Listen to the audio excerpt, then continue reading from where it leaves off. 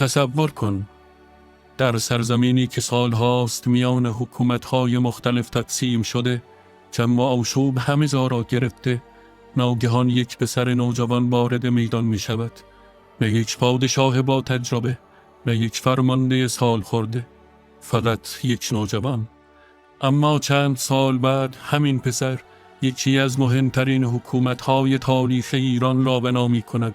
اسمش اسماعیل بود. اواخر قرن 15 میلادی ایران یک کشور یکپارچه به شکل امروزی نبود.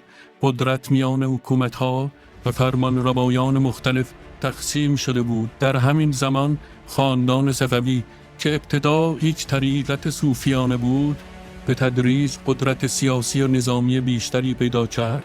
اما برای اسماعیل مسیر رسیدن به قدرت اصلا آسان نبود. اسماعیل در سال 1487 میلادی به دنیا آمد.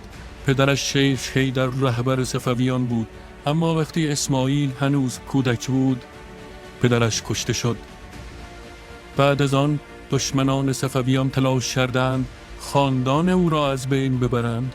اسماعیل همراه خانواده‌اش مدتی پنهان شد.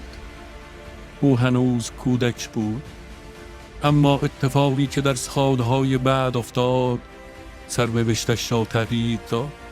وقتی اسماعیل به نوجوانی رسید، هوادارانش دوباره دور او جمع شدند. آنها را بعدها با نام قزلباش می‌شناسید.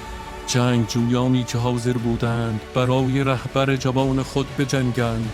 اسماعیل در حدود 14 سالگی سپاهی تشکیل داد و وارد جنگ شد و اینجا داستان واقعا شروع می شود. اسماعیل یکی پس از دیگری رقبای خود را شکست داد. شهرها به دست او افتادند. قدرتش بیشتر و بیشتر شد تا اینکه در سال 1501 میلادی اسماعیل وارد تبریز شد. او هنوز نوجوان بود، اما حالا در یکی از مهمترین شهرهای ایران ایستاده بود. در تبریز اسماعیل خود را شاه اعلام کرد و اتفاقی بسیار مهم رخ داد. او حکومت صفوی را بنیان گذاشت، حکومتی که بیش از 2 قرن بر بخش بزرگی از ایران حکومت کرد. اما اسماعیل فقط به دنبال یک تاج نبود. او می‌خواست سرزمین‌های پراکنده را زیر یک حکومت متحد کند.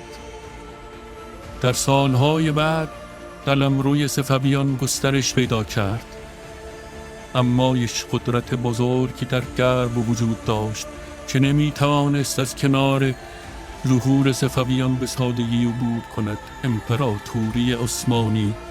در رأس عثمانی سلطان سلیم اول قرار داشت. 2 قدرت بزرگ، 2 حکومت رقیب و در نهایت یک نبرد تاریخی. در سال 1514 میلادی 2 سپاه در چالدران مقابل هم قرار گرفتند.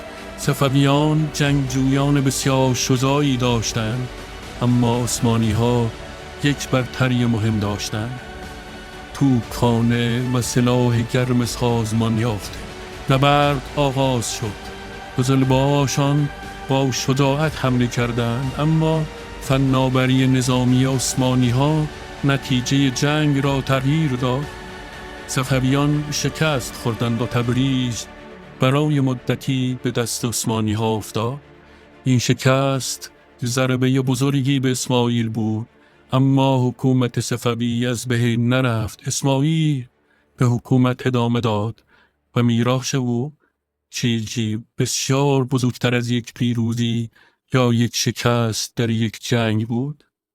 او توانست حکومت صفوی را به قدرتی بزرگ تبدیل کند و نقش بسیار مهمی در شکل‌گیری ایران دوره جدید ایفا کند. پس داستان شاه اسماعیل فقط داستان یک پسر نوجوان نیست، داستان کودکی است که پدرش را از دست داد. سالها در خطر زندگی کرد، در نوجوانی سپاه تشکیل داد و در حدود 14 سالگی وارد تبریز شد و تاج پادشاهی بر سر گذاشت. اما تاریخ یک سوال بزرگی برای ما باقی می‌گذارد. اگر شاه اسماعیل در چادران شکست نمی‌خورد، امروز تاریخ ایران عثمانی چطور بود؟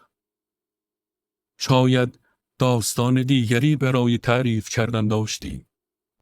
اگر داستان‌های عجیب و کمتر شنیده شده تاریخ را دوست داری، قسمت بعدی را از دست نده، چون داستان بعدی درباره مردی است که از هیچ شروع کرد و یکی از قدرتمندترین امپراتوری‌های جهان را ساخت.